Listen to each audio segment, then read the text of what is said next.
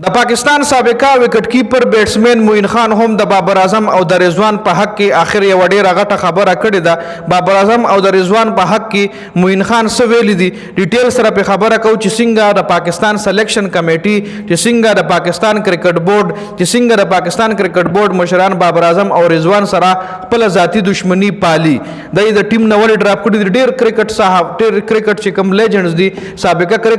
کرکټرز دي هغه په دې خبره بار دا خبره کوي چې دوی ولې بابر اعظم د ټیم نه ډراپ کړي. ځکه تاسو د پاکستان کرکټ ټیم پرفارمنس په دې ایشیا کپ کې وکړو. ایشیا کپ کې انتهایی خراب پرفارمنس د پاکستان کرکټ ټیم بیټسمنانو ورکو. نو هغه نه پس د بابر اعظم چې کوم فالوورز یا د بابر اعظم په حق کې چې چا خبره کوله ای نور هم سرګرم شو او بالکل دا حق خبره هم ده. موین خان ویلي دي چې د بابر اعظم او د رضوان متبادل کلاړي پاکستان کرکټ ټیم سره نو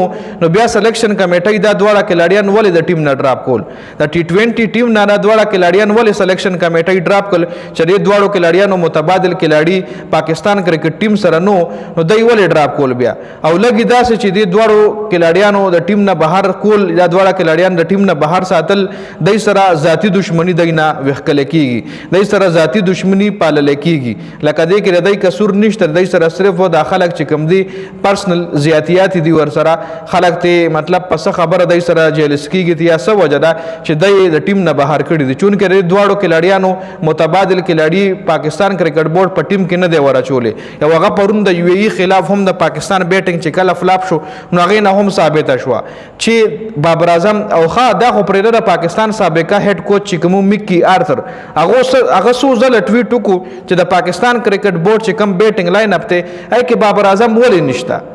لکه دا سکم کې لړۍ دی په ټیم کې ورچول چې بابر اعظم یې ډراپ کړی دی د بابر اعظم ریپلیسمنت تر اوسه دی نه دی دغه کړی نو بیا ولې هغه دی د ټیم نه ډراپ کولو نو ډیر چې کم کرکټ ماهرین دي دا خو چې ایشیا کپ کې د پاکستان ټیم مزید پرفارمنس ورکوي نو د دې منیجمنت باندې با یو ځل بیا غوتو چتیږي دا منیجمنت په یو ځل بیا راخکل کیږي په میډیا باندې هم په سوشل میډیا باندې هم په الکترونیک میډیا باندې هم نو تاسو کمنټ کوي چې آیا موین خان کوم خبره کړې ده دای صحیح خبره کړې ده کنه دنه مخکې بختر هم د بابر اعظم په حق کې خبرې کړې دي عبدالرزاق هم د بابر اعظم په حق کې ایون کامران اکمل ایون چې څومره هم د بابر اعظم مخالفین او ایم وای چې ولې تاسو بابر اعظم ډراپ کولو چې تاسو سره د بابر اعظم مونته کلاړي بل نو تاسو ولې بابر اعظم د ټیم نه ډراپ کو موین خان هم دا خبره بار بار کوي چې دوی ولې بابر اعظم ډراپ کو چې دوی سره د بابر اعظم او د رضوان متبادل کلاړیان نشته دي.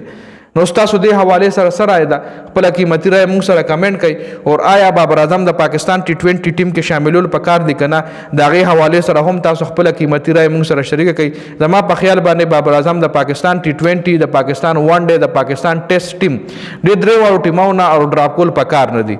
تاسو دې حواله سره دا کمنټ لازمي وکړئ چې موږ د پاکستان اوس چې کم کپتان د پاغه باندې خبرو کو نو دا غ سټرایک ریټ د 100 نه کم سټرایک ریټ سره هغه په هر میچ کې بیټ په تیر شوی میچ کې د انډیا خلاف په 12 3 رنزونه پرون د یو ای ای خلاف ډیر زیات بارونه واخلي او 25 بال 20 رنزونه کړیو کو سونه کړیو نو انتهایی خراب پرفارمنس د سلمان علی غار روان